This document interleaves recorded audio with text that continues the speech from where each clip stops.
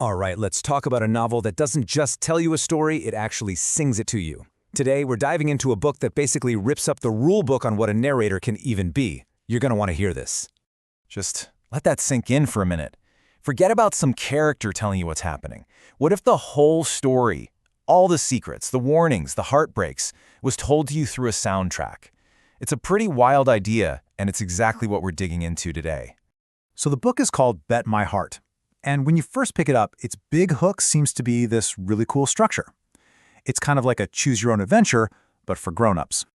The story is set in the super vibrant 80s, and as you can see from the back cover here, the author, Gerlog Lane, doesn't just want you to read his book. Nope, he invites you to choose how you're going to experience it.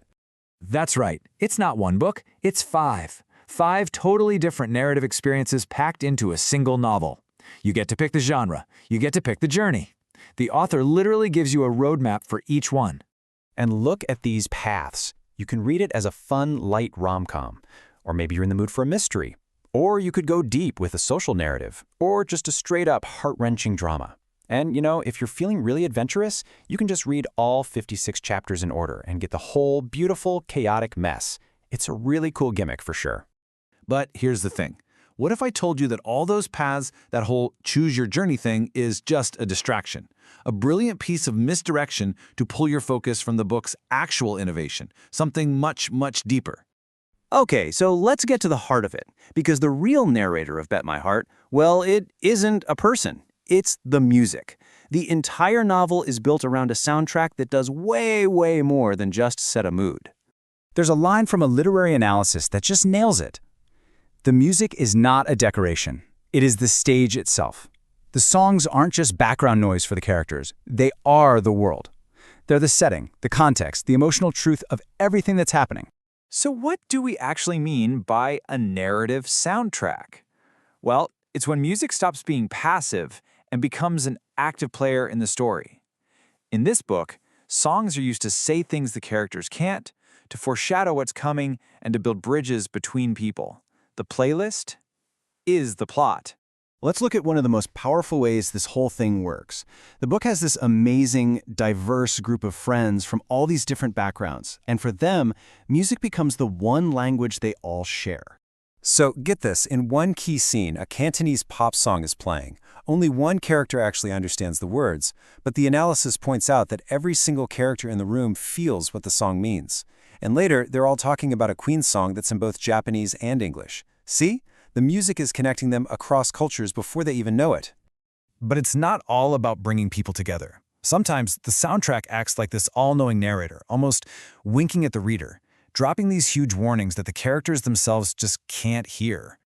And this creates this incredible layer of tension, right? Because we, the audience, are in on a secret that the people in the story have no idea about. It's just fantastic. Let me give you a perfect example. You know this one. Hall & Oates, Man-Eater. It's not exactly subtle, right? Well, in the book, this song starts playing on the jukebox at a very specific, very important moment. And that moment is the exact second the character Luke is about to get involved with someone who is, let's just say, very bad news. He doesn't hear the warning, but we do. The DJ, without even knowing it, becomes this kind of all-knowing narrator, spelling out the danger. The music knows the truth. Now this is where the book gets really, really powerful.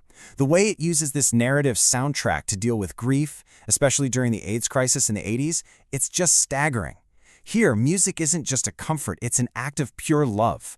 So, in this absolutely heartbreaking scene, one character, Hitch, doesn't put on a record for his dying partner Sam. He sings to him.